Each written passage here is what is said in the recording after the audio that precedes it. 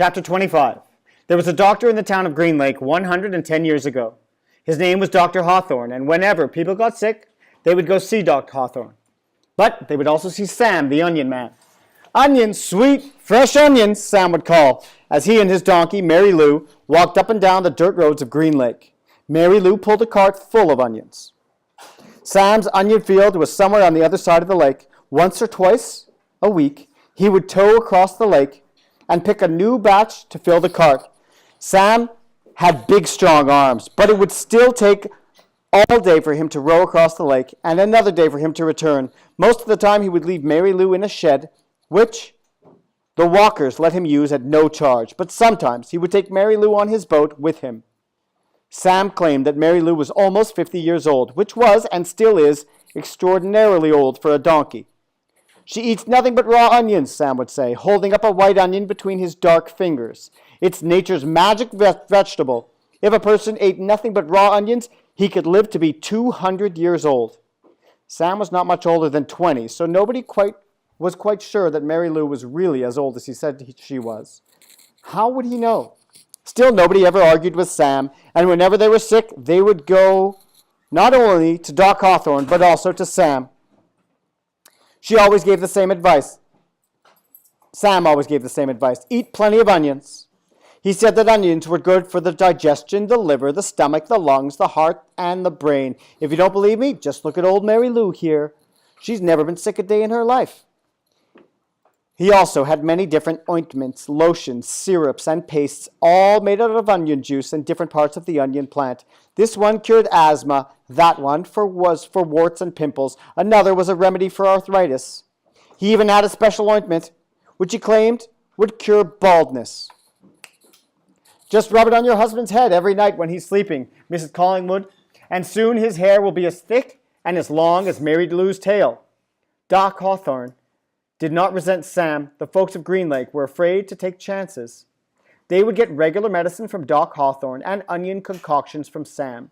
After they got over their illness, no one could be sure, not even Doc Hawthorne, which of the two treatments had done the trick. Doc Hawthorne was almost completely bald, and in the morning, his head often smelled like onions. Whenever Catherine Barlow bought onions, she always bought an extra one or two and would let Mary Lou eat them out of her hand. "Is something wrong?" Sam asked her one day as she was feeding Mary Lou. "You seem distracted."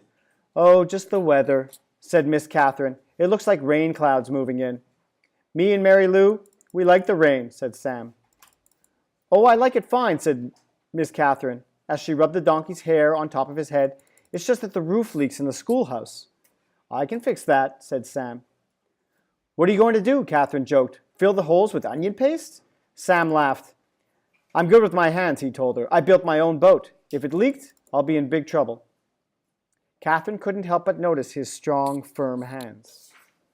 They made a deal. He agreed to fix the leaky roof in exchange for 6 jars of spiced peaches. It took Sam a week to fix the roof because he could only work in the afternoons after school let out and before night classes began. Sam wasn't allowed to attend classes because he was a Negro, but they let him fix the building. Miss Catherine usually stayed in the schoolhouse, grading papers and such, while Sam worked on the roof.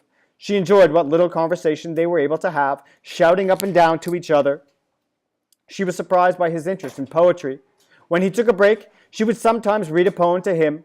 On more than one occasion, she would start to read a poem by Poe or Longfellow, only to hear him finish it for her, from memory. She was sad when the roof was finished. "Is something wrong?" he asked. "No, you did a wonderful job," she said. "It's just that the windows won't open. The children and I would enjoy a breeze now and then." "I can fix that," said Sam. She gave him 2 more jars of peaches, and Sam fixed the windows. It was easier to talk to him when he was working on the windows. He told her about his secret onion field on the other side of the lake, where the onions grow all year round and the water runs uphill. When the windows were fixed, she complained that her desk wobbled. "I can fix that," said Sam. The next time she saw him, she mentioned that the door doesn't hang straight, and she got to spend another afternoon with him while he fixed the door. By the end of the first semester, Onion Sam had turned the old, run-down schoolhouse into a well-crafted, freshly painted jewel of a building that the whole town was proud of. People passing by would stop and admire it. "That's our schoolhouse. It shows how much we value education here in Green Lake." The only person who wasn't happy with it was Miss Catherine. She'd run out of things needing to be fixed. She sat at her desk one afternoon listening to the pitter-patter of the rain on the roof. No water leaked into her classroom except for the few drops that came from her eyes. "Onions, hot, sweet onions," Sam called out on the street. She ran to him. She wanted to throw her arms around him, but she couldn't bring herself to do it. Instead, she hugged Mary Lou's neck. "Is something wrong?" he asked her. "Oh, Sam," she said, "my heart is breaking." "I can fix that," said Sam. She turned to him. He took hold of both of her hands and kissed her. Because of the rain, there was nobody else out on the street. Even if there was, Catherine and Sam wouldn't have noticed. They were lost in their own world. At that moment, however, Hattie Parker stepped out of the general store. They didn't see her, but she saw them. She pointed her quivering finger in their direction and whispered, "God will punish you."